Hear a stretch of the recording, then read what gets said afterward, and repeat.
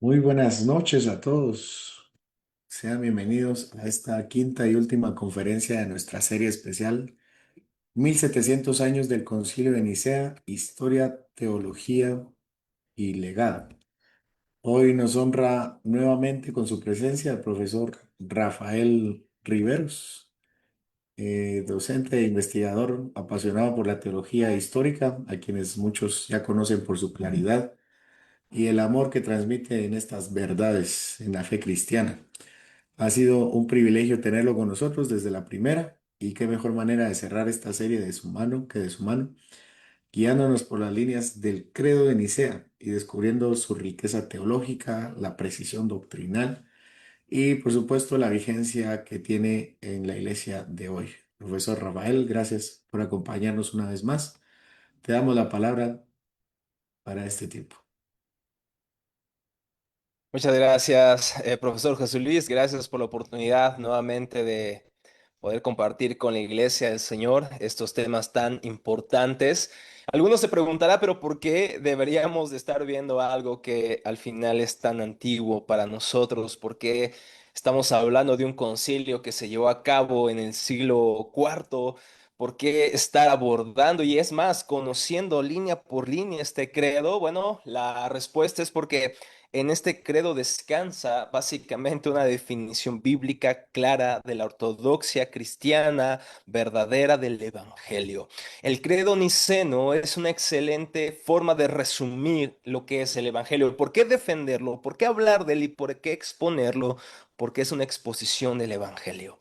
Porque el credo de Nicea reúne muy bien los elementos que componen la fe que la iglesia en todos los tiempos, en todas las edades, en todas las naciones ha creído y debería de creer. Si tú abrazas Nicea, si tú crees Nicea, si tú crees estas verdades bíblicas, entonces podemos llamarte hermano y estamos en comunión, a pesar de que en doctrinas secundarias o terciarias podamos estar en desacuerdo.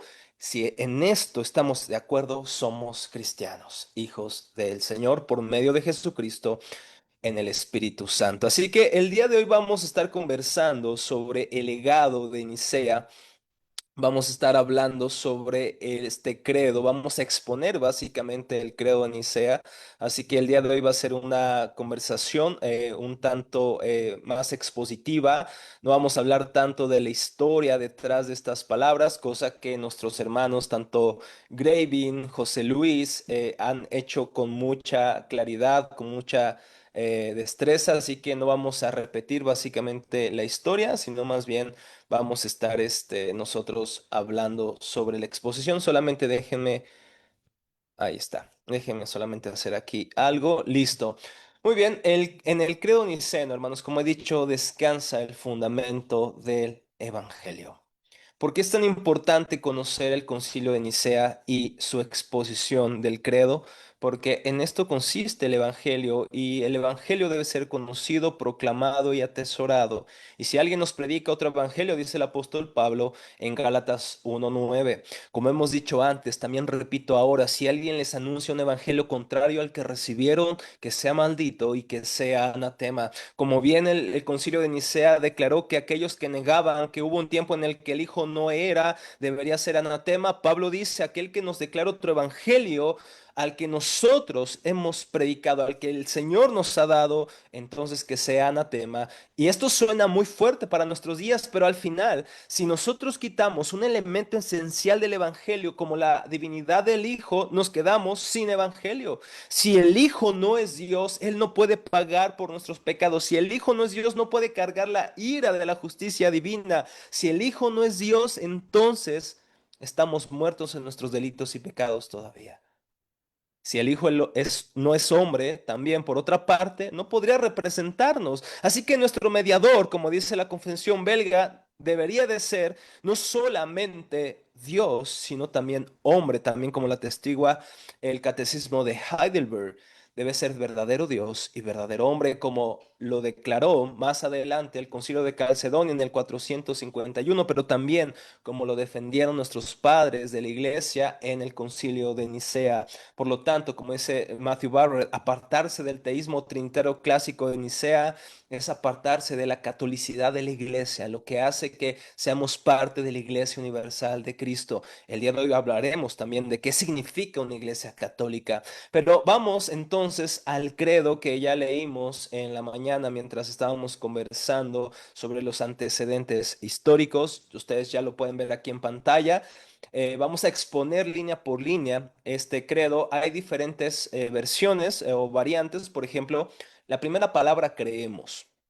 En griego, los padres de la iglesia, al parecer, esa fue la lectura original, creemos. Por la otra parte, donde obtenemos la palabra credo, la iglesia latina o de lengua latina occidental, empieza con creo, hace algo más personal. Sin embargo, parece que la lectura original ha sido creemos. No está mal que lo digas en la versión latina, creo. Sin embargo, vamos a ir al griego, que justamente es el idioma en el que se relata, en el que se deja por escrito este mismo credo. Entonces vamos a exponerlo y he dividido esta exposición en cuatro artículos. El primero es Dios el Padre. ¿Y cómo empieza este credo? Creemos en un solo Dios, el Padre Todopoderoso. Y aquí está en griego, pisteomen. Está en plural, creemos. Esto quiere decir que todos los cristianos de todos los tiempos, de todas las naciones y de todas las edades deberíamos creer esto. Es una confesión comunitaria. Y nuevamente, cuando vamos a la confesión o a la versión, en este caso latina, creo, no vamos a acusarlos de individualistas, más bien personalizan, porque el Concilio de Nicea y este credo, este símbolo de fe, pudo ser recitado incluso para aquellos que iban al bautismo. Entonces tenían que ellos decir, yo creo esto, esta es mi creencia, estoy siendo bautizado. Muchos de ellos cuando eran adultos eran bautizados y creían justamente lo que Nicea decía porque era un resumen del Evangelio. Entonces creo, probablemente fue una versión para hacerla más personal, este credo, este símbolo. Pero en sí, la palabra creemos engloba también que estamos juntos en una comunidad de creyentes, de redimidos. La fe que tú tienes y que yo tengo no es una fe individualista, es una fe que se vive en comunidad, que se vive con la iglesia del Señor, no solamente con mi iglesia local, pero también con las diferentes iglesias en mi ciudad, en mi país, en Latinoamérica, en Centroamérica, Sudamérica. Si tú confiesas esto que el día de hoy vamos a ver, eres mi hermano y puedo decirte que te amo en Cristo Jesús porque somos parte de un mismo cuerpo de la iglesia por la cual el Señor se entregó a sí mismo. Entonces, en esta frase creemos engloba esta vida en comunidad y creemos en un solo Dios. Es importante entender esta primera parte del credo niceno porque recuerden que Arrio, como decíamos en la mañana, en la primera exposición y en las subsecuentes, Arrio estaba tratando de salvaguardar la unicidad de Dios. Dios es un Dios, como lo dice este credo bíblico, ¿no es cierto? El Shema Israel, oye Israel, tu Dios uno es. Y los cristianos trinitarios creemos eso. Pero dirás, ¿cómo es que puedes creer en un solo Dios?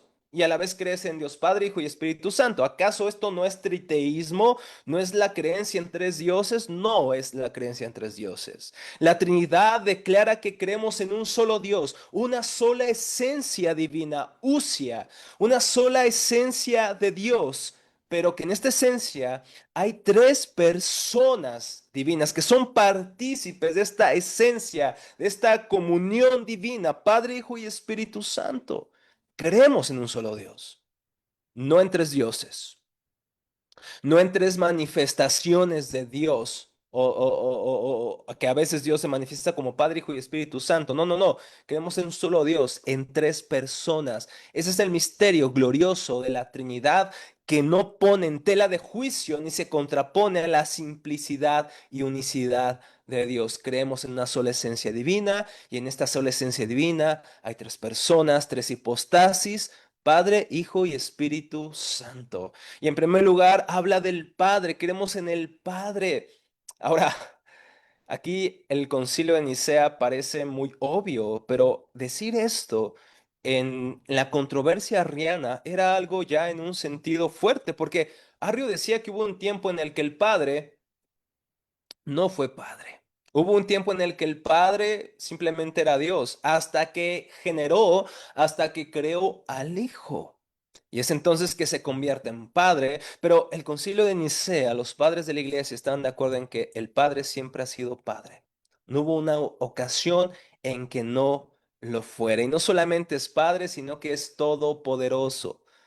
Pantocrátor es la palabra que significa literalmente gobernante sobre todas las cosas.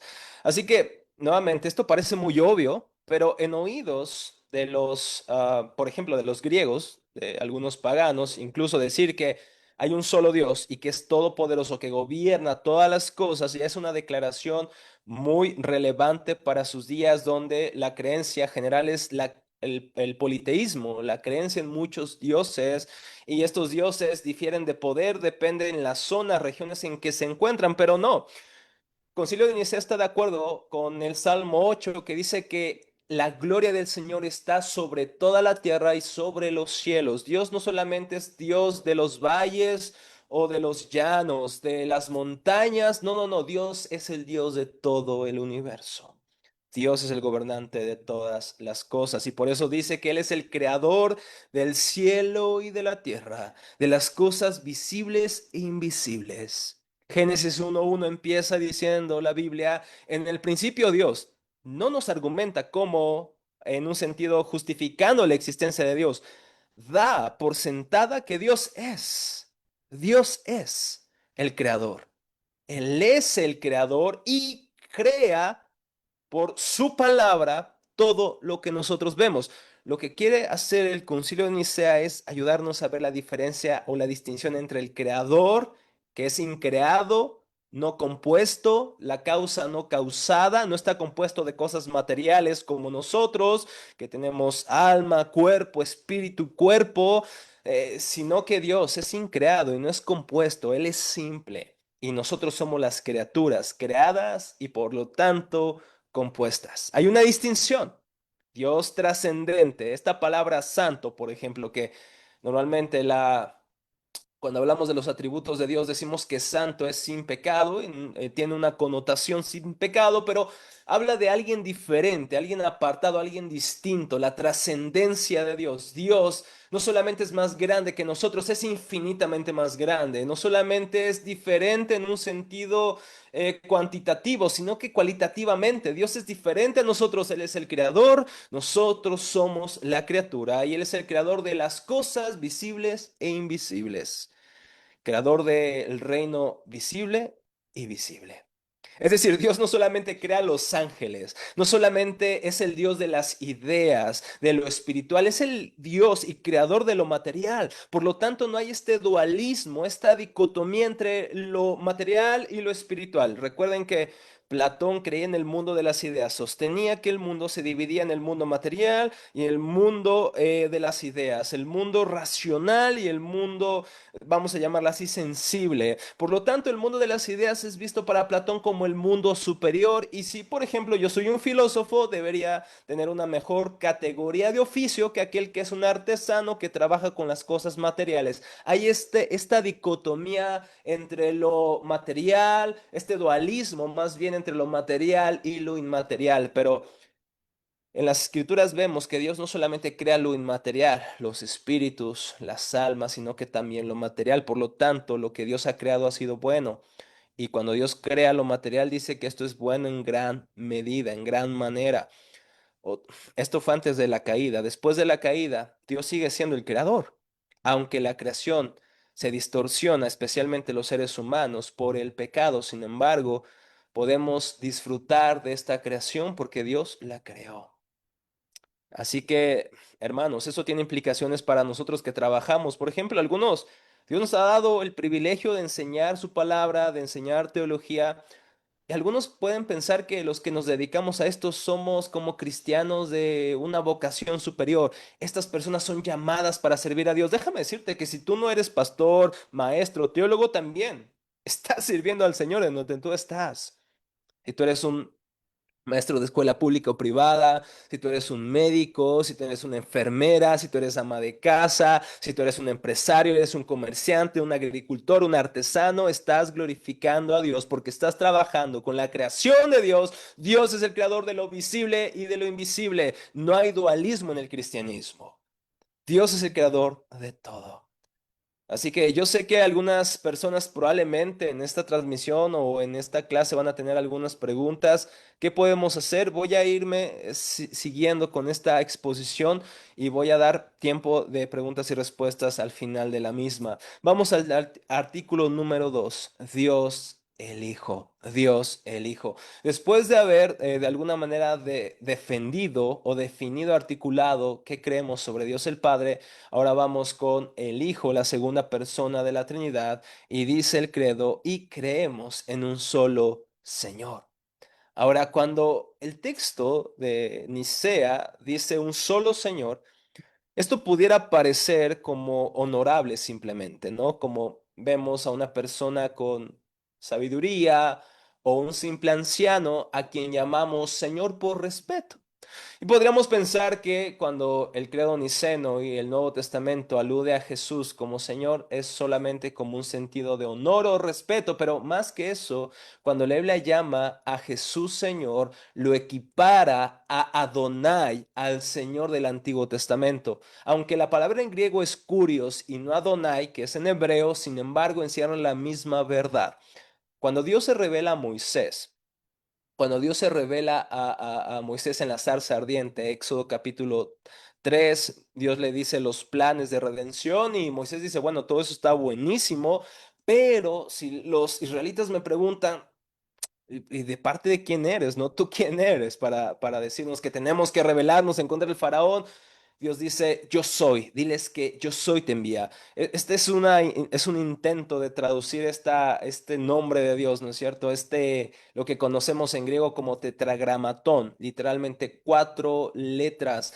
El tetragramatón no tiene vocales porque recuerden que el hebreo era un idioma meramente consonántico y las vocales se agregan después. Bueno, es un intento de escribir el tetragrama, pero al final no tenemos la pronunciación original, no tenemos realmente, no estamos seguros si es Jehová, Yahvé. Hemos intentado transliterar esto, sin embargo, como este nombre es demasiado sagrado y los judíos así lo entendieron, empezaron a cambiar, en lugar de usar Yahvé o el tetragrama, estas cuatro letras, empezaron a usar Adonai o Hashem, el nombre. Ahora, las escrituras hablan, por ejemplo, en nuestras versiones, ¿no? En Reina Valera, Biblia de las Américas, entre otras, cuando se encuentran muchas veces con la palabra Yahvé, lo traducen como Jehová, como Señor, Adonai. Sin embargo, este título Adonai o Señor es adjudicado a Dios. Y cuando vamos a la traducción del Antiguo Testamento al griego, la palabra kurios aparece en lugar de Adonai. Y cuando vamos al Nuevo Testamento, Curios se refiere al Cristo haciéndolo igual a Dios, el Padre. Por lo tanto, al usar este término Señor, este título Señor, se está reconociendo la divinidad, la deidad del Hijo. Ambos títulos, tanto Señor, en este caso, Adonai o Curios, adjudica a Jesús esta condición de Dios. Él es Dios verdadero. Un texto que demuestra muy bien esto y que Jesús cita incluso en el Nuevo Testamento en Mateo es el Salmo 110. Piensen lo que dice Salmo 110. Voy a estar leyendo la Nueva Biblia de las Américas. Pueden ustedes seguirme en sus casas con cualquier otra versión, desde luego. Salmo 110. Vamos al versículo 1 y el versículo 2. Dice así. Dice el Señor a mi Señor. Aquí ya tenemos esta cuestión. Dice el Señor a mi Señor. Bueno, en hebreo literalmente es Yahvé le dice a Adonai. ¿Y qué le dice? Siéntate a mi diestra hasta que ponga a tus enemigos por estrado de tus pies. Esta es una profecía que Mateo capítulo 22, Hebreos también cita, Hebreos capítulo 2, si no me equivoco, cita este texto. Mm, Hebreos 1. Y la idea es que Dios está teniendo una conversación con Dios. Yahvé está teniendo una conversación con Adonai. Y cuando vamos al Nuevo Testamento hay algo. En el Nuevo Testamento, cuando se refiere al Padre, utiliza el término Theos, Dios. Y cuando se refiere al Hijo, usualmente se refiere con el término Kurios o Señor.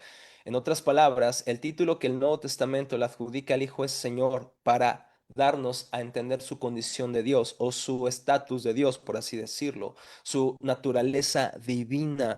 Así que cuando el Concilio de Nicea lo llama Señor, se refiere justamente a esto, que Él es verdadero Dios.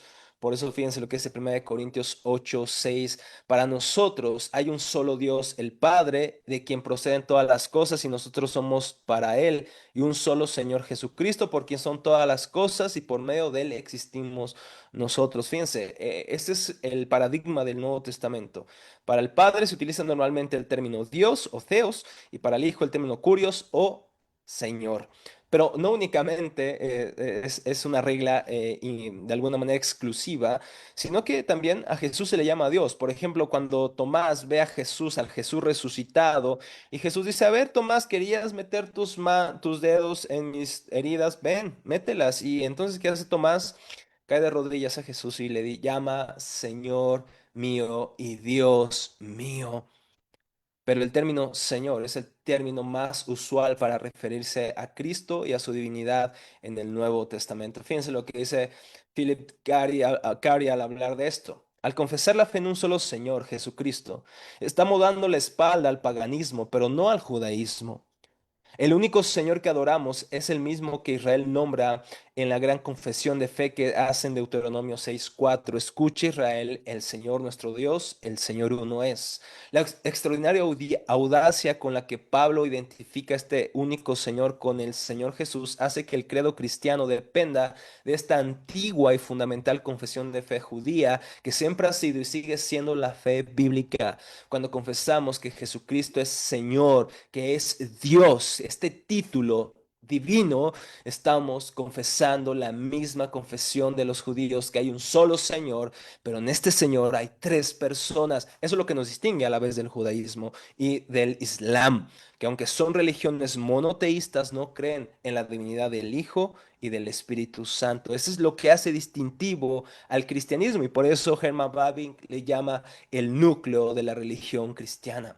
Y continúa diciendo nuestro credo, Jesucristo, el unigénito de Dios, que fue engendrado por el Padre antes de todas las edades, Dios de Dios, luz de luz, Dios verdadero de Dios verdadero, engendrado pero no hecho, con el mismo ser que el Padre, por medio de quien son todas, llegaron a ser todas las cosas. En primer lugar dice que Jesucristo es el monogenes, el único Hijo de Dios o el unigénito Hijo de Dios. Es interesante cuando vamos a la versión Reina Valera en Juan 1:18, dice que nadie ha visto a Dios, pero el unigénito Hijo lo ha dado a conocer. Vamos a otros manuscritos un poco más antiguos que los que la Reina Valera utiliza, el aparato crítico, nos damos cuenta también que hay otra lectura alternativa, es que nadie ha visto a Dios, el unigénito Dios lo ha dado a conocer. En lugar de leer el unigénito Hijo, leemos en algunas versiones el unigénito Dios. ¿Qué se refiere a esto que es el unigénito Hijo de Dios? Que es su Hijo por naturaleza. Es hijo por naturaleza, no por adopción. Eso es muy importante que lo entendamos, mis hermanos. Tú y yo somos hijos de Dios, lo somos, pero porque somos adoptados por medio de Cristo Jesús. El Hijo, en cambio, el Hijo de Dios, la segunda persona de la divinidad, es hijo por naturaleza divina, no por adopción. Como Arrio y algunos otros entendían que el hijo fue adoptado. Por ejemplo, una herejía antigua era el adopcionismo en sus diferentes formas, pero una de las teorías era que el hijo fue adoptado cuando fue bautizado en el Jordán, por su obediencia, por su excelencia moral o su cumplimiento de la ley como recompensa. Dios lo adoptó. No, no, no, no, no. Jesús es hijo por naturaleza divina, no por adopción como lo somos los seres humanos. Pero también dice la confesión o este credo, este símbolo que fue engendrado por el Padre antes de todas las edades, es decir, en la eternidad. Por eso es que podemos llamarlo Dios de Dios, luz de luz, Dios verdadero de Dios verdadero, engendrado pero no hecho. Y claro que estas palabras ya nos causan cierta confusión en un sentido, porque decimos, a ver, engendrado no es lo mismo que hecho, no es lo mismo que creado. En este caso no habla del principio cuando fue creado el Hijo, sino de la cercanía y de la relación que él tiene como hijo del Padre. Por eso es que dice Orígenes. Orígenes tiene sus posturas, opiniones controversiales respecto a la eternidad de las almas, incluso en algún sentido a la subordinación del Hijo, también como Tertuliano y otros más. Sin embargo, en esto, fíjense lo que dice Orígenes, que fue también un gran defensor de la Trinidad, aún con ciertas opiniones controversiales. Él dice, ¿quién puede sentir o creer que Dios el Padre pudo haber existido, siquiera por un instante, sin engendrar esta sabiduría? Y normalmente los padres de la iglesia, algunos se refieren a la sabiduría de Proverbios como al Hijo. Pero fíjense lo que dice Orígenes. ¿Cuándo hubo un momento en que Dios el Padre pudo haber existido sin engendrar esta sabiduría, sin que el Hijo estuviera ahí en el seno del Padre? Por lo tanto, el Hijo es eterno al igual que el Padre. Y hay diferentes textos que aparecen en pantalla, Isaías 9:6, que se le llama como el Padre eterno, Padre de la eternidad. Malaquías 5:2, el gobernante, el Mesías que nacerá. A la vez, sus apariciones son desde los tiempos de la eternidad. Juan 8:58, donde dice Jesús, antes que Abraham fuese, yo soy. Colosenses 1:17, Él es antes de todas las cosas. Él no es creado, no es hecho, Él es eterno. Es la eterna generación del Hijo. El Hijo siempre ha sido Hijo y por eso puede ser llamado Dios de Dios, luz de luz, Dios verdadero de Dios verdadero. El Hijo eterno de Dios no pertenece a la categoría de criatura. Y por eso dice el texto, con el mismo ser, homoousios, del mismo ser del Padre, no semejante, no homoousios, es homoousios, de la misma sustancia divina, del mismo ser del Padre.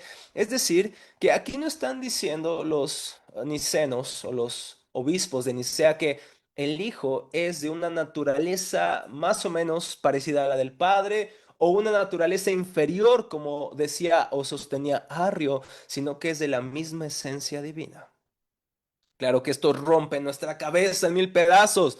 ¿Quién puede comprender el misterio de la Trinidad de manera plena o exhaustiva? Sin embargo, creemos que el Hijo es de la misma esencia divina, que es partícipe de la misma esencia divina, no fuera de esta esencia, sino que estas tres personas, Padre, Hijo y Espíritu Santo, están en una sola esencia divina, eternamente y para siempre. Padre, Hijo y Espíritu Santo, de la misma esencia divina.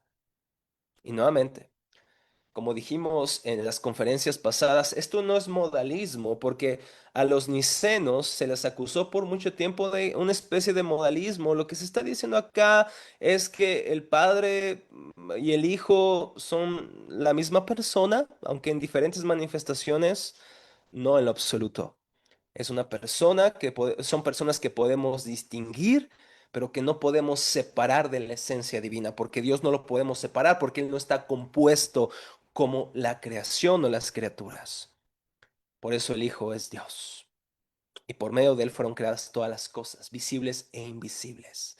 Juan 1:1 es un texto maravilloso. En el principio estaba el Verbo, y el Verbo estaba con Dios, y el Verbo era Dios, y a través de Él fueron creadas todas las cosas. Y todo fue hecho a través de Él, lo visible e invisible, como dice Colosenses. Porque Él es Dios, porque Él es Dios. Una criatura, en una criatura no podría estar el origen de la creación. El origen de la creación está en Dios. Y como el Hijo es Dios, por eso es que por medio de Él fueron creadas todas las cosas. Otra vez Philip Carey en esta introducción al credo niceno dice, el Hijo tiene todos los rasgos esenciales de la divinidad y no un tipo de divinidad diferente a la del Padre. Este es el sentido del término que excluye la enseñanza de Arrio, así como toda la teología que subordine ontológicamente en el ser el Hijo al Padre como si fuera un ser divino, secundario o menor. Más adelante aparece lo que se adjudica un credo a Atanasio, aunque la teología, las palabras, las expresiones son más de un origen latín que oriental griego, pero se adjudica a Atanasio o eso ha pasado el nombre como el credo atanasiano o de Atanasio. Podemos tener diferentes puntos de vista de acuerdo a la autoría, sí. Sin embargo, lo que se confiesa en este credo es realmente lo que se confiesa en Nicea. Fíjense lo que dice este credo. Adoramos a un solo Dios en Trinidad y la Trinidad en unidad. No adoramos a tres dioses y no adoramos a tres manifestaciones de la misma persona, sino que adoramos a la Trinidad en la unidad, a un ser que es simple, un Dios que es uno solamente, pero en tres personas, tres hipostasis, una sola esencia divina. La divinidad del Padre, Hijo y Espíritu Santo es una. Fíjense, la divinidad del Padre y del Hijo no son tres divinidades, una sola divinidad. Es una, por lo tanto es igual en gloria, coeterna en majestad. El atributo que tiene el Padre lo tiene el Hijo y también lo tiene el Espíritu Santo. La omnisciencia que tiene el Padre la tiene el Hijo y el Espíritu Santo. La omnipotencia que caracteriza al Padre la tiene el Hijo y el Espíritu Santo. Y así podemos ir en la larga lista de atributos divinos. El Padre es increado, el Hijo es increado, el Espíritu es increado, el Padre es infinito, el Hijo es infinito, el Espíritu Santo es infinito, el Padre es eterno, el Hijo es eterno, el Espíritu es eterno y sin embargo no hay tres seres eternos, hay un solo ser eterno, un solo Dios. Como también no hay tres seres increados ni infinitos, sino un solo ser divino que es increado e infinito. Esa es la doctrina de la Trinidad. Por eso es que los credos y estos símbolos de fe son tan importantes, porque pueden resumir la complejidad de nuestro Dios en un sentido, en palabras tan simples. Y eso no quiere decir que ya conocemos todo sobre Dios. No, no, no. ¿Quién puede conocer la esencia divina? Se preguntaba Juan Calvino en el siglo XVI. Nadie puede comprender de una manera plena al Dios que es incognoscible. Podemos conocerlo porque Él se ha revelado, pero no podemos dominarlo. Y por eso llamarnos doctores en Dios sería algo incoherente. Hasta doctores en teología debería darnos miedo hablar o adjudicarnos tal título. Porque ¿quién puede contener el misterio de la divinidad del Dios Trino, quien adoramos y sea bendito por todos los siglos? Continúa diciendo el credo que por nosotros, los seres humanos, el Hijo, y por nuestra salvación descendió del cielo y fue encarnado del Espíritu Santo. Y la Virgen María y se hizo humano y también fue crucificado por nosotros bajo Poncio Pilato y sufrió y fue sepultado o enterrado. Fíjense lo que dice el credo. Por nosotros los seres humanos y por nuestra salvación Él descendió a los cielos. Fue el Hijo. No el Padre ni el Espíritu Santo, sino el Hijo el que vino del cielo, y no por una necesidad en Él. No había una causa en Él, en este sentido, una necesidad que llevara al Hijo a venir a la tierra, a descender o al encarnarse. De hecho, Dios no tiene necesidad, Dios no es una criatura, por lo tanto, Él no necesita de nada ni de nadie para ser el Dios excelentísimo y eternamente feliz que siempre ha sido. El Dios Macarios le llama Pablo, el Dios bendito, el Dios bienaventurado, no necesita de nada de lo creado para subsistir y ser el Dios que es. Nosotros no le agregamos nada a Él, ni con nuestra existencia, ni con nuestra adoración. Dios sigue siendo y seguirá siendo Dios conmigo, sin mí. No hay ninguna necesidad en Él. Pero el texto dice que fue por nuestra salvación. Y quiero que entendamos la complejidad de estas palabras, mis hermanos. El Dios cuyos ojos son muy puros para ver la maldad, como dice Habacuc, se humilló a sí mismo, como dice Pablo en Filipenses 2, para salvar no a sus amigos, sino a aquellos que éramos sus enemigos. Esto ya debería volarnos la cabeza y humillarnos en adoración. Él no murió porque éramos favorables. Él no murió porque le buscábamos. Él no murió porque éramos las personas más excelentes. Él murió por los pecadores. Él murió por sus enemigos, como bien Pablo lo dice en Romanos capítulo 5. Y les pido que me acompañen al versículo 1. Romanos 5:1. Y claro, hermanos, que sigan pensando en sus preguntas. Si tienen alguna, pónganla en el chat. El profesor José Luis y el director de Ginebra nos va a ayudar a ponerlas aquí en el chat. Y si tengo la capacidad de poder responder, lo voy a intentar. Y si no, hermanos, prometo investigar estas preguntas y responderlas en el momento oportuno. Pero mientras tanto, vayamos a Romanos capítulo 5 versículo 1 que dice, por tanto, habiendo sido justificados por la fe, tenemos paz para con Dios por medio de nuestro Señor Jesucristo. Si es que ahora hay paz, es porque antes había guerra. Dios estaba en contra de nosotros porque somos pecadores. Y cuando digo que Dios estaba en contra de nosotros, es por nuestro pecado. Pero también Dios nos amó de tal manera que envió a su Hijo. Pero no podía mirarnos con agrado cuando el pecado era nuestra vida, cuando estábamos muertos en delitos y pecados. Por lo tanto, tendría que enviar un sustituto, un mediador, un sacrificio para ahora complacerse en los pecadores, porque el sacrificio perfecto, el Cordero de Dios que quita el pecado del mundo, Jesucristo, murió en nuestro lugar. Por eso Pablo puede decir que ahora tenemos paz con Dios, porque nosotros estábamos en guerra en contra de él. No deseamos a Dios, no buscamos a Dios, no hay ni siquiera uno que busque a Dios y no hay nadie que haga lo bueno. Pero porque no le buscábamos, Dios en su misericordia y amor envió a su Hijo. Él nos buscó. Pero fíjense, el versículo 6 de Romanos 5 dice, porque mientras aún éramos débiles, a su tiempo Cristo murió por los impíos, no por los buenos. Porque difícilmente habrá alguien que muera por un justo, aunque tal vez alguno se atreva a morir por el bueno, pero Dios demuestra su amor para con nosotros en que aún siendo pecadores, Cristo murió por nosotros. Murió cuando éramos débiles, incapaces, cuando éramos sus enemigos, cuando éramos impíos. Él murió por nosotros, cuando éramos sus enemigos. Esto es gracia. Y esto debería llevarnos a la adoración y a la vida en humildad, mis hermanos. No tenemos que creernos mejores que aquellos que no creen en el Señor.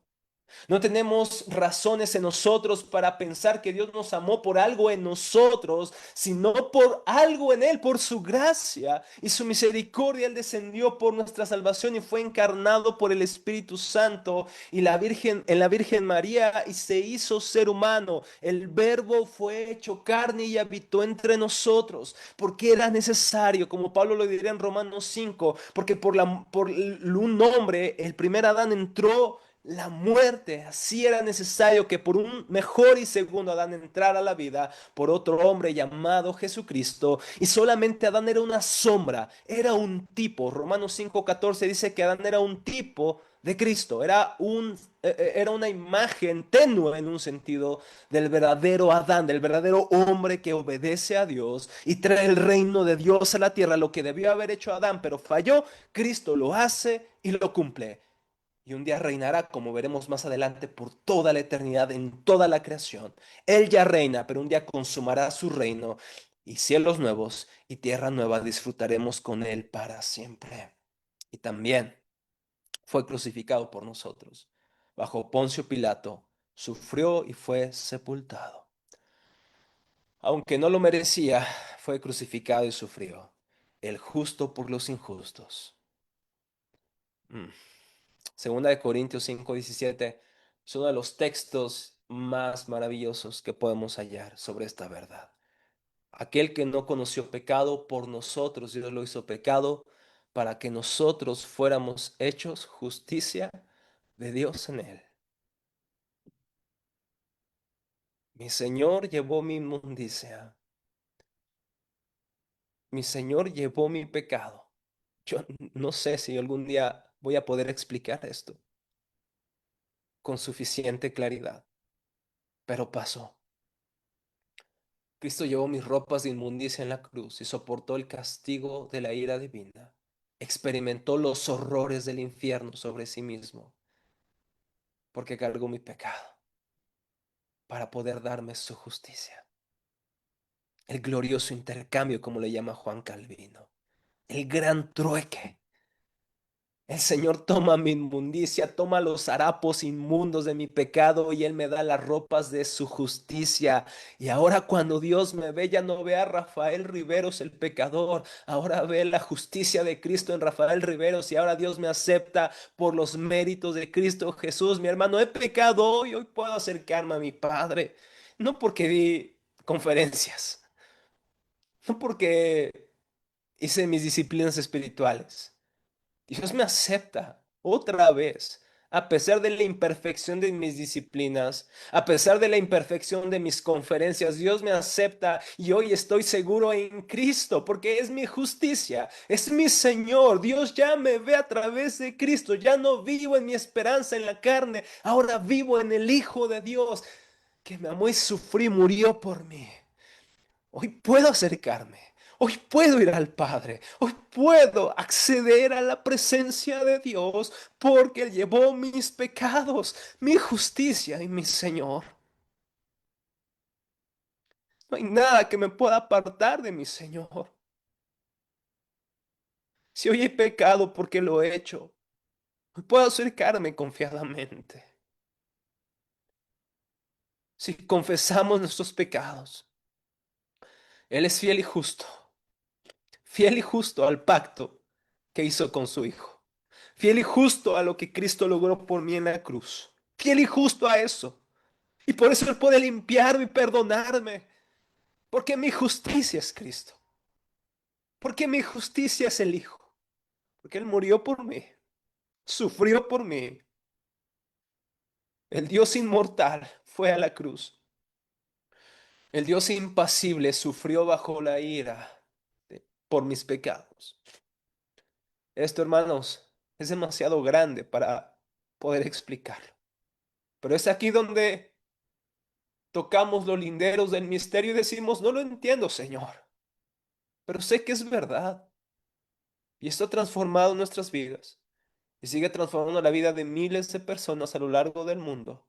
Cristo murió por los pecadores y ahora somos justicia de Dios en Él. Hermanos, gloria sea al Señor. Juan Calvino, al comentar esto, al explicar esto, dice, este es el admirable intercambio que Él, en su infinita bondad, ha querido hacer con nosotros. Recibiendo nuestra pobreza, nos ha transferido sus riquezas. Él se hizo pobre para que nosotros seamos ricos.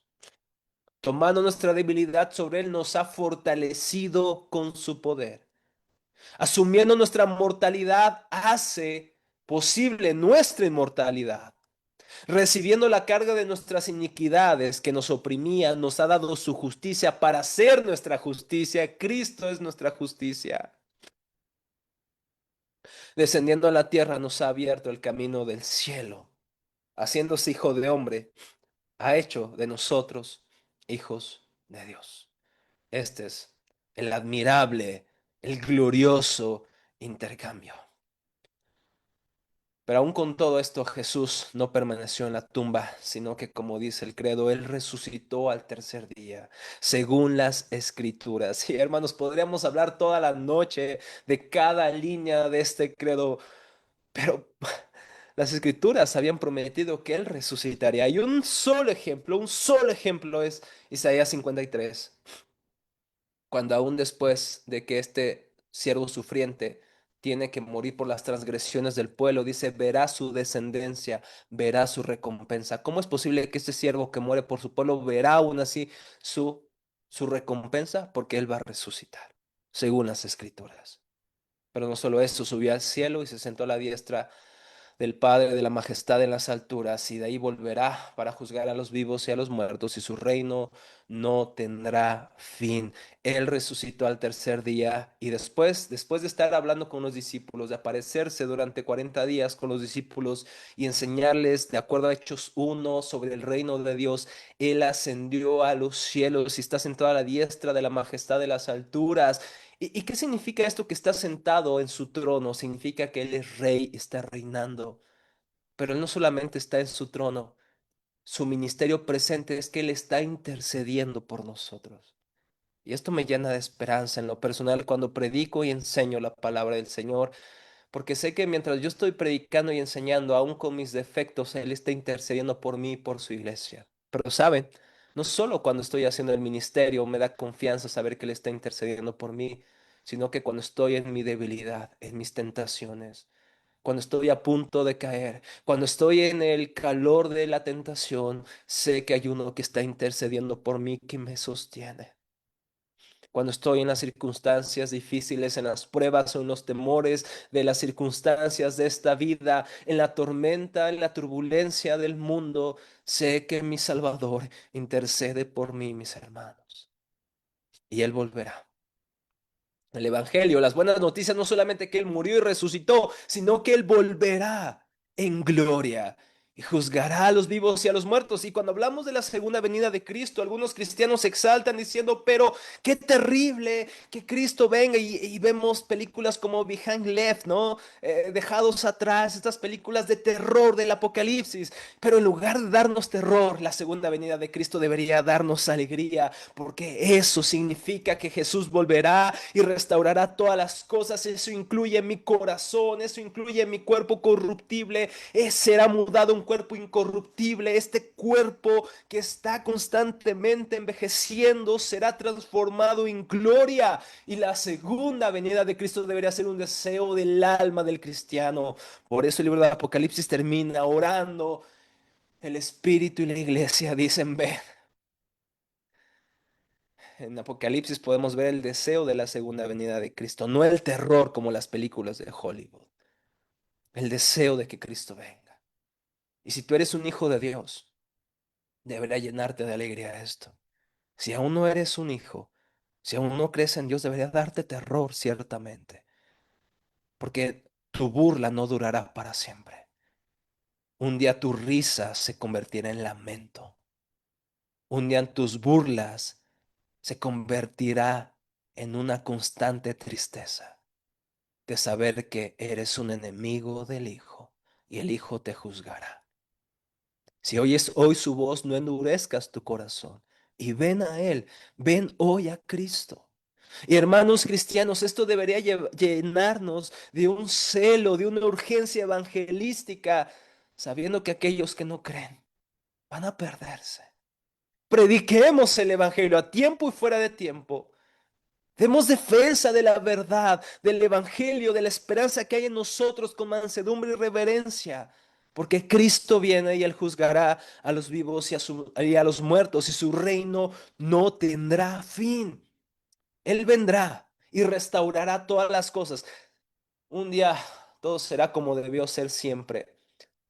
La historia empieza en un jardín, Génesis capítulo 1, capítulo 2 es precisamente. Y Dios pone al hombre en el jardín para que lo cultive y lo proteja. Génesis 2:15. El hombre que en pecado es expulsado del jardín del Edén y entonces lo que suponía que la gloria de Dios se expandiría en toda la tierra a través de un jardín que se convertiría a la vez en una gran ciudad es interrumpido por el pecado del ser humano, pero el segundo Adán y el mejor Adán viene y cumple eso y en el Apocalipsis capítulo 21 y 22 vemos a la nueva Jerusalén descender. Y está el árbol de la vida como en el Edén, está el río como en el Edén, sin embargo ahora no es un jardín, ahora es una ciudad. Cristo cumple lo que el hombre no pudo cumplir. Él es el rey, el verdadero rey, que restaura el reino de Dios y lo lleva a su clímax. Y por fin en el libro de Apocalipsis veremos que Dios no solamente es una idea lejana, un ser lejano, ahora Dios mora con el hombre, así como en el Edén. En la nueva Jerusalén viviremos con Dios. No tendremos necesidad de templo porque el Señor será nuestro templo y el trono del Señor estará en medio de nosotros y reinaremos por Él para siempre, jamás. Esa es la esperanza que tenemos en el Evangelio.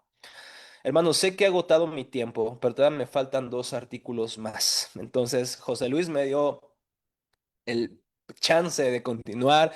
Tomo la palabra, profesor José Luis, artículo número 3, Dios, el Espíritu Santo. No solamente creemos en el Padre, dice en los Nicenos, no solamente creemos en el Hijo, también creemos Dios, Espíritu Santo, y creemos en el Espíritu Santo, el Señor y dador de la vida, quien procede del Padre, quien con el Padre y el Hijo es adorado y co-glorificado, quien ha hablado a través de los profetas. En primer lugar, creemos en el Espíritu. La palabra en hebreo ruach, en griego neuma, nos da la idea de aliento.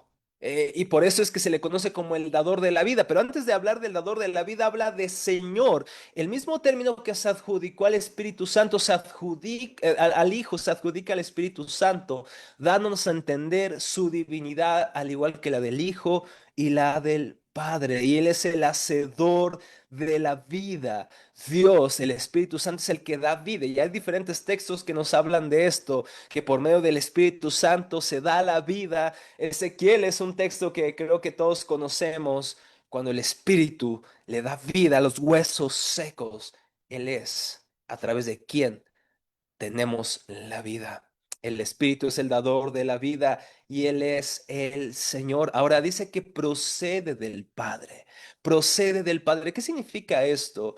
Esto hablamos de la relación en las personas de la Trinidad.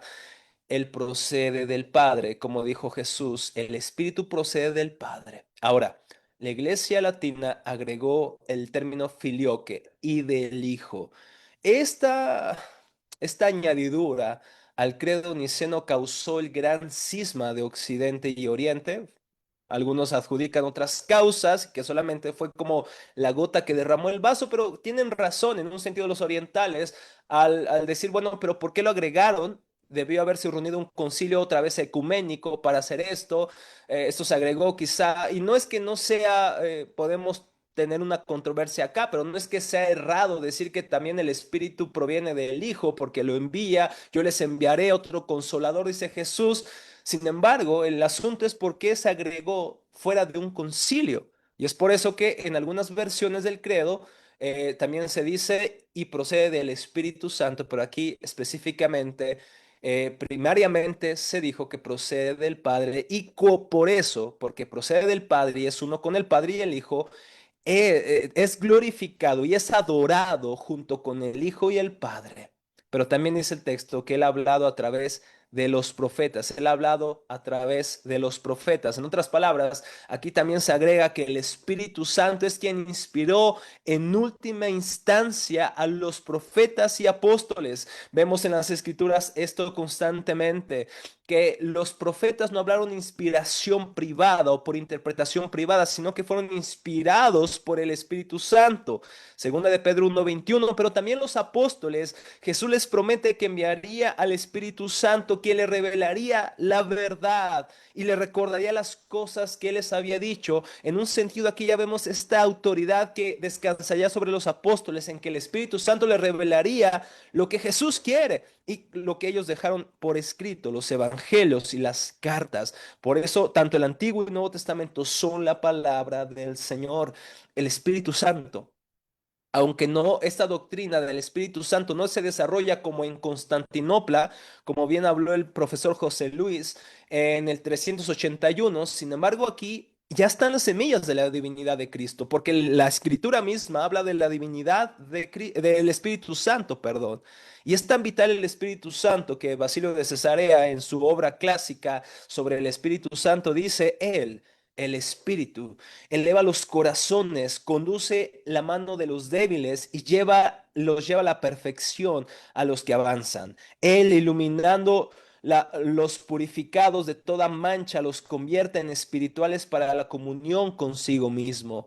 Así como los cuerpos pulidos y brillantes, cuando los tocan los rayos luminosos, se vuelven todavía mucho más brillantes y parece que esparzan luz de ellos mismos. Del mismo modo, las almas portadoras del Espíritu Santo, del templo del Espíritu Santo, se vuelven plenamente espirituales y transmiten la gracia a los demás. De aquí que perseveres en Dios, que te parezcas a Dios. Este término theosis en la iglesia oriental es cómo nos hacemos semejantes cada vez más a Dios. No quiere decir que seamos Dios como la idea mormónica de que somos Dios o de que podemos ser de la misma esencia divina. No, no, no. Se refiere a cómo somos cada vez transformados más de gloria en gloria a la semejanza del Señor, como dice Pablo en 2 Corintios 3:18. Y esto es por la obra del Espíritu Santo. Cuando leemos la Escritura, somos transformados a la semejanza de Cristo. ¿Por qué? Porque el Espíritu Santo está pasando la información de acá al corazón. Cuando oramos somos transformados por la obra del Espíritu Santo, no por la sofisticación de mi oración o por el gran intelecto que puedes poseer, sino porque el Espíritu Santo está haciendo realidad la fe que creemos, la fe que hemos confesado. El Espíritu Santo se encarga de hacer la realidad en nuestras vidas, en nuestros corazones. Somos transformados y el amor de Dios es derramado en nuestros corazones a través del Espíritu Santo, como dice Pablo en Romanos capítulo 5. Es tan importante el Espíritu Santo que probablemente veamos en otras conferencias. El artículo 4, casi vamos finalizando. Creemos en la iglesia, que es una santa, católica y apostólica. Brevemente, dice el texto que creemos en una sola iglesia. Solo hay un pueblo e iglesia del Señor. No hay dos pueblos. Israel y la iglesia, no, somos el Israel espiritual. Tanto judíos como gentiles somos un solo pueblo con múltiples expresiones en asuntos secundarios. Una iglesia en Asia será diferente a una iglesia occidental. Una iglesia en el África será una iglesia diferente en su expresión litúrgica quizá que una iglesia norteamericana, pero en las doctrinas primarias, en la Trinidad, es lo que nos une. Quiero que vayamos a Efesios capítulo 4, versículo 1.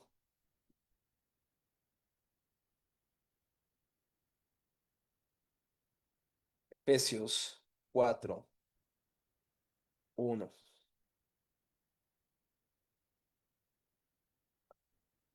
Esta Biblia es un poco nueva y todavía están pegadas las hojas, así que me está costando ver los textos, pero 4.1 dice, Efesios 4.1, yo pues, prisionero del Señor, les ruego que ustedes vivan de una manera digna de la vocación con que han sido llamados, que vivan con toda humildad y mansedumbre, con paciencia, soportándose unos a otros en amor. ¿Por qué puedo o debería ser humilde? Debería tener paciencia y soportar a mis hermanos en amor. ¿Por qué? Fíjense, esforzándose por preservar la unidad del espíritu en el vínculo de la paz. Hay un solo cuerpo, hay una sola iglesia, un solo espíritu, así como también ustedes fueron llamados en una misma esperanza de su vocación. Un solo Señor, una sola fe, es decir, un solo evangelio, un solo bautismo, un solo Dios y Padre de todos, que está sobre todos, por todos y en todos, pero a cada uno de nosotros se nos ha concedido la gracia conforme a la medida del don de Cristo. Hermanos, tenemos una sola fe, pero hay un solo cuerpo. Por lo tanto, hay una sola iglesia. No hay diferentes iglesias, hay diferentes iglesias locales. Cordero de Dios, la iglesia de José Luis y sus respectivas iglesias, pero estas iglesias locales son parte de la iglesia invisible del Señor, de una sola iglesia. Hay una sola iglesia cristiana en todas las naciones, en la China, en el África, en Norteamérica, en Sudamérica, hay una sola iglesia, diferentes nombres de iglesias locales, aún denominaciones, pero una sola iglesia del Señor. Y esta iglesia ha sido llamada a ser santa, que puede decir sin mancha y apartada para Cristo. Ahora, si somos conscientes, nos damos cuenta que nuestra iglesia no es sin mancha. La iglesia cristiana aún no es perfecta, pero Cristo murió por ella para hacerla perfecta y la está haciendo perfecta a través de la santificación. Nuestro destino es la santidad y Cristo cumplirá la obra que Él comenzó en nosotros. Mis hermanos, y esto no es excusa para entonces el abrazar y no luchar en contra de los abusos espirituales dentro de las iglesias. Esto no es un pretexto para hacer nuestra vista gorda, decimos en México esta expresión, tener ojos velados para no ver los pecados de la iglesia y condenarlos. Si vemos que hay abuso, si vemos que hay pecado, necesitamos la disciplina del Señor. Necesitamos ejercer esa disciplina como iglesia, porque el Señor nos está santificando. La iglesia debería ser santa, no como el mundo, sino diferente al mundo. Porque cuando la iglesia llega a ser como el mundo, deja de ser lo que fue llamada a ser, la iglesia apartada del Señor. Y esta iglesia también es apostólica. Esto significa que estamos fundados bajo la esperanza, la revelación que Dios le dio a los apóstoles y profetas, como dice Efesios 2:17. Estamos, siendo Cristo la piedra angular, Estamos fundamentados bajo lo que el Espíritu Santo le reveló tanto a los apóstoles y profetas que hablaron en nombre de Dios, de parte de Dios, para que nosotros tengamos un fundamento firme y estable, que es la palabra de Dios. La iglesia está fundamentada principalmente bajo la escritura que Dios reveló a los apóstoles y profetas. ¿Y qué de la tradición, profesor? La tradición es importante para la iglesia reformada. Claro que es importante, pero no es infalible. La tradición es importante y necesitamos escucharla, obedecerla y seguirla siempre y cuando la tradición obedezca y siga las escrituras. Eso es lo que nos diferencia de Roma. Roma somete su fe a la tradición y las escrituras. Nosotros sometemos nuestra fe a la palabra de Dios y la tradición, siempre y cuando la tradición haya sido fiel a las escrituras. Eso significa sola escritura, nuestra norma, normas, la norma que norma todas las demás autoridades o normas de fe y de conducta. Y, hermanos, creemos en una iglesia católica. Esto, desde luego, ya va a despertar diferentes antagonismos de la audiencia, pero cuando nos referimos a la Iglesia Católica, nos referimos a la Iglesia Universal. El término, en este sentido, católicos en griego, se refiere a algo universal. Aunque esto es controversial en nuestro contexto, no tiene un sentido negativo. Claro, es algo antagónico porque pensamos inmediatamente en Roma. Sin embargo, esto no se refiere a la Iglesia de Roma. El término católico no es exclusivo de Roma, que se ha apartado de grandes dogmas centrales de la fe, como la salvación solo por la gracia, solo en Cristo Jesús. En ese sentido ha dejado de ser católica. A lo mejor no en la Trinidad, pero sí en otros asuntos esenciales como la salvación solo por la fe. Así que el término católico no le pertenece a Roma solamente. No hace referencia a esta rama del cristianismo. Más bien hace referencia a la iglesia de todos los tiempos y en todos los lugares que ha abrazado el único y verdadero evangelio. O como lo definió Vicente de Lérins muy tempranamente en el siglo V, esta fe, cuando habla de la fe católica, dice, esa fe que ha sido creída en todas partes, siempre y por todos. Juan Calvino, que fue exiliado de Ginebra, fue expulsado de Ginebra. Sadoleto intenta recuperar Ginebra para la causa romanista o papista. Y Ginebra misma le pide a Juan Calvino que le escriba una respuesta a Sadoleto. Y él escribe una carta que está gratis si quieres descargarla en internet, que le encuentras así como carta a Sadoleto. Y Sadoleto dice que los reformadores son innovadores, son extraños a la doctrina católica. Pero Juan Calvino dice, no, mi hermano, no, amigo mío, nosotros somos los verdaderos católicos. Nosotros somos los que siguen el Evangelio y la tradición que se mantiene firme a la Escritura. Y él define a la Iglesia Católica, Juan Calvino, como la asamblea de todos los santos, la cual, extendida por todo el mundo, está dispersa en todo tiempo, unida, sin embargo, por una sola doctrina de Cristo y que por su solo espíritu guarda y observa la unión de la fe junto con la concordia y caridad fraterna. Qué preciosa definición. Eso es lo que hace que tú, mi hermano, si eres bautista, que tú, mi hermano, si eres pentecostal, que tú, mi hermano, si eres metodista, pueda tener unidad contigo. No estoy diciendo que hagamos una especie de sincretismo, que mantengamos nuestras distinciones y confesiones doctrinales, pero podemos tener confraternidad y trabajar juntos en pro del reino. ¿Por qué? Porque somos parte de esta Iglesia Católica Universal, que está unida por la doctrina de Cristo. Mientras no niegues a Cristo, mientras no niegues la Trinidad, mientras no niegues estas doctrinas esenciales de la salvación, solo en Cristo Jesús, eres mi hermano. La primera aparición, por así decirlo, de este término se encuentra en una carta de Ignacio de Antioquía a los esmirnitas, exhortándoles, les dice, donde quiera que aparezca el obispo, que también esté la multitud del pueblo, así como donde quiera que esté Jesucristo, ahí está la iglesia católica. Donde está Jesucristo, ahí está la iglesia. Somos parte, la iglesia reformada, somos católicos.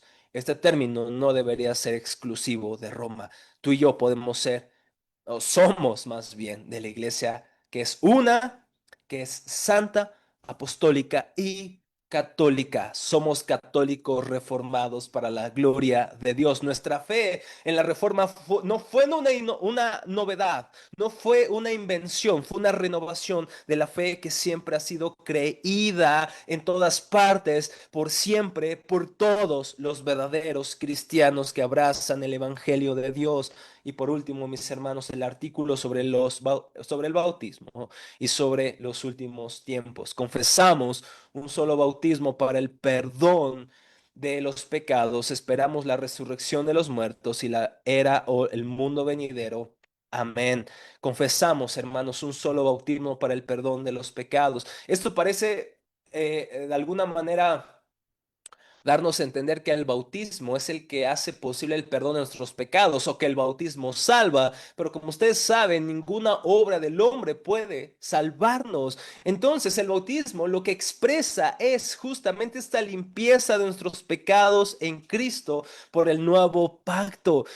Constantemente en el libro de Hechos, Romanos, Colosenses, se nos ayuda a ver que el bautismo es la manera en que expresamos la realidad que ha pasado en nuestras vidas a través de la limpieza de nuestros pecados. Y hay un solo bautismo en el nombre de el Padre, el Hijo y el Espíritu Santo. Por eso es que hablamos de tres personas y no solo tres manifestaciones. No somos bautizados en nombre de el Padre, Hijo y Espíritu Santo, sino en el nombre del Padre, en el nombre del Hijo y en el nombre del Espíritu Santo. Hay un solo bautismo porque hay un solo Señor y una sola fe, como dice Efesios capítulo 4 versículo 5. Y también esperamos la resurrección de los muertos, mis hermanos. Muchos que me conocen y los alumnos de Ginebra saben que soy fan del Señor de los Anillos. Y hay una escena de las películas, no estoy hablando de los libros. Yo sé que algunos puristas del Señor de los Anillos me van a criticar por esto, pero hay una escena donde parece que todo está perdido. Es si no mal recuerdo, en el retorno del rey. Y Pippin le dice a Gandalf, Gandalf, no pensé que este fuera el final. Y Gandalf le pregunta al final, este no es el final, este es solo otro paso para lo que viene. Y empieza a describir lo que viene. Y dice Pippin, no está nada mal. A lo que Gandalf sonríe y lo ve y dice, no, no está nada mal, mis hermanos, este no es el final. La muerte no tiene la última palabra. Cristo la ha vencido en la cruz. Y si tú eres creyente y has creído en Cristo Jesús, tú resucitarás para vida eterna. Pero si no has creído, resucitarás, sí, pero para una condenación que no tiene fin. Si es Luis, dice que la gente pregunta, ¿por qué Dios no nos deja en paz? ¿Por qué Dios simplemente no nos deja vivir como queremos? Dice, justamente eso es el infierno. Es Dios dejándonos en paz para siempre. No experimentaremos ni bondad ni la gracia común de Dios en el infierno. Será una condenación que no tendrá fin, un crujir de dientes eterno. Pero si has creído en Cristo, resucitarás. Si tu cuerpo con enfermedades crónicas, con dolores, con pecado, resucitará en una gloria eterna. Y hermanos, la vida venidera. Todas las cosas serán restauradas. Y quisiera terminar con Apocalipsis capítulo 21. Voy a seleccionar algunos textos del capítulo 21 y capítulo 22, sobre todo los primeros textos. En estos tenemos justamente la descripción de lo que sucederá en los últimos días cuando Cristo restaure todas las cosas. Capítulo 21, versículo 1 dice, entonces Juan escribe diciendo, vi un cielo nuevo y una tierra nueva, porque el primer cielo y la primera tierra pasaron y el mar ya no existe. Y vi la ciudad santa, la nueva Jerusalén, que descendía del cielo de Dios, preparada como una novia ataviada para su esposo, la iglesia.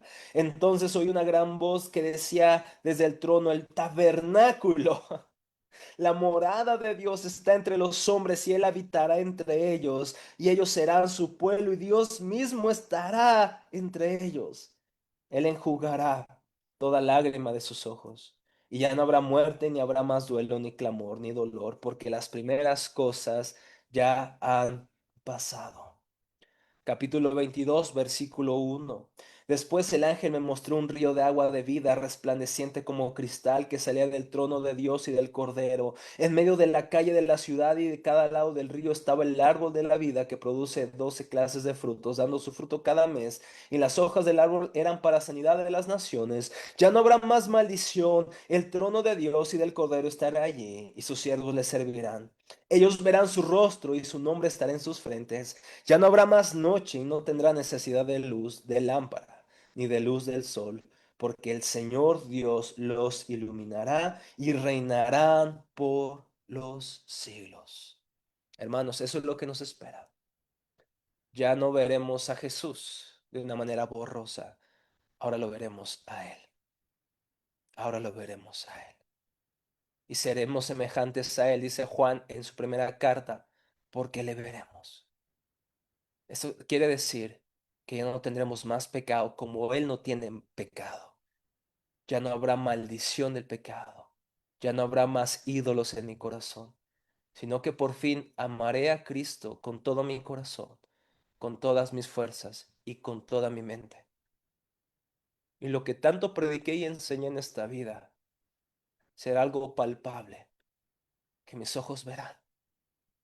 Por fin veré, seré conocido perfectamente y habitaré con Cristo por toda la eternidad. Y el gozo que me espera no puede compararse ni al gozo más grande que he experimentado en esta vida. El gozo que está por venir, mis hermanos, es eterno, indescriptible e infinito. Y como dijo John Owen, una sola mirada a la gloria de Cristo bastará para transformarnos para siempre. Que al Señor sea la gloria por los siglos de los siglos. Amén. Gracias, hermanos, por esta oportunidad. Gracias, profesor José Luis, por darme el privilegio de compartir esto con tan preciosos hermanos en Cristo en todas partes de la Iglesia Católica, de todas las partes del mundo de habla hispana. Gracias, José Luis. Gracias, profesor Rafael Riveros, quien nos ha guiado magistralmente en esta quinta y última conferencia. Gracias por la pasión, por recordarnos que el Señor está sobre todas las cosas y que finalmente este recordatorio histórico es realmente un acercamiento nuestro a la divinidad de nuestro entendimiento, pero también intentamos entender a nuestro Señor para amarlo más, para adorarlo mejor, para buscarlo más todavía. Así que gracias por tu dedicación y tu aporte invaluable a este esfuerzo de conmemoración e información. Hermanos, así concluimos nuestra serie de conferencias, 1700 años del Concilio de Nicea, Historia, Teología y Legado, una travesía por los orígenes de nuestra confesión de fe como cristianos universales, por estos conflictos que moldearon la ortodoxia y por las verdades que la Iglesia ha sostenido con firmeza a lo largo de los siglos. Si esta experiencia despertó en ti el deseo de profundizar aún más, te invitamos a formar parte de los programas académicos de la Academia de Ginebra, diplomados, licenciatura y maestrías principalmente en teología, con énfasis en teología reformada, vemos historia, Biblia, filosofía y más. Nuestro objetivo es formar mentes bíblicas, corazones piadosos y vidas al servicio de la verdad. Así, hermanos, siguen nuestras redes para conocer más, compartan esta serie si fue de edificación para ustedes y consideren unirse a nuestra comunidad académica. Así que a todos, muchas gracias. Rafael, nuevamente, muchas gracias. Pasen una feliz noche, que el Señor les bendiga. Señor les bendiga. Gracias, José Luis.